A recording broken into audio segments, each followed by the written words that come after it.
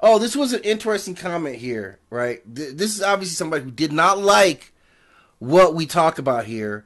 On the video I'd done about the Kemites, who were just the ancient people who ruled the land that is called Egypt. What his response was, I'm here for the pseudo Afrocentric BS.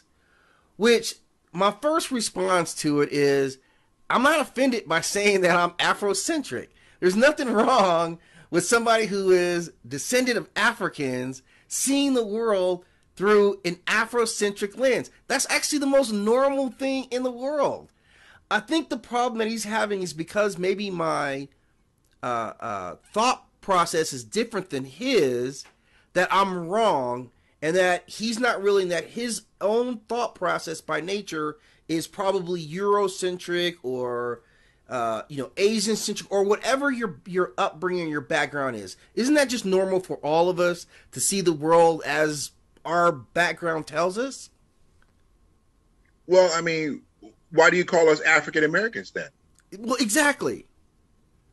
Exactly.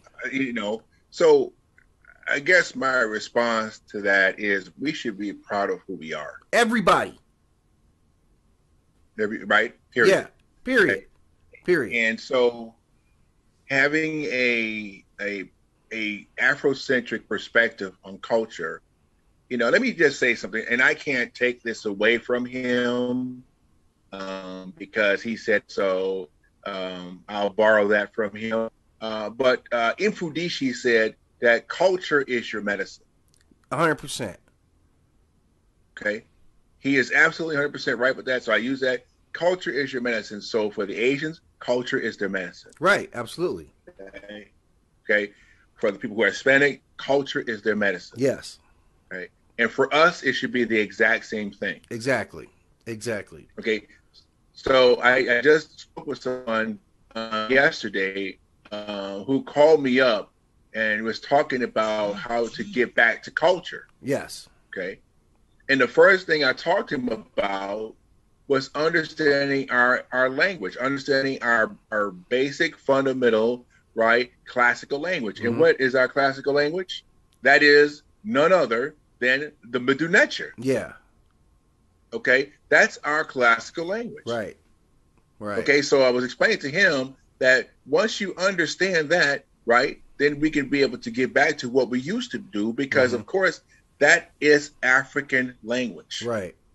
Right. So what would be wrong with us studying our own language? Right. I mean, it's, what I initially got from this is sometimes we get blinded by thinking that the way that we see the world is the way that the world has to be seen. We neglect the fact that there are lots of other different types of viewpoints. Sometimes when you expose yourself to other cultures, the first thing you kind of have to say is, let me see how they, let me be open and experience what their culture is, how they view things. And those changes, you kind of you should still be able to enjoy other people's cultures. It's like you read Greek. I can read Greek mythology, which I understand is written from the perspective of a Greek, and still appreciate what his culture is. I can read, mythology from China or Japan and still appreciate that their point of the world or view on the world may not be the same as mine, but I can still appreciate what they did without having to compromise myself. It doesn't have that effect. Exactly. I mean, and to that person's, I guess, perspective or what that person's trying to say, I guess maybe they're speaking from that perspective as far as what they're seeing, because it's like, now it's more to seem like a very strong Afrocentric perspective. But I can tell you right now, yeah, I love being Afrocentric perspective. Yeah, so do I. See, that's what I'm saying. I'm not disturbed by that. I actually embrace that. That to me is great. It's been great. It's been so great. It's interesting that a person said that, but that's unfortunate. Yeah. Well, the other thing about it is, in this video, I'm also pretty specific about talking about, there were different civilizations that rule that land. And when we talk about the Kemites, the reason I make a distinction, and for me, it's always been, okay, we understand what Egypt was, when it came in, who had conquered at that time. And this was the best stuff going. This land right here in this Nile Valley. This was the best civilization. They had everything going on here. So lots of people invaded. They had trade. They had ample resources in the area. You had some natural barriers with the desert around you. So this was a very popular place that attracted the attention of the Persians invaded, the Hyksos. They were constantly defending this. So we understand that this land changed hands many times. And when that happened, the culture didn't necessarily stay there, but those monuments built in stone did.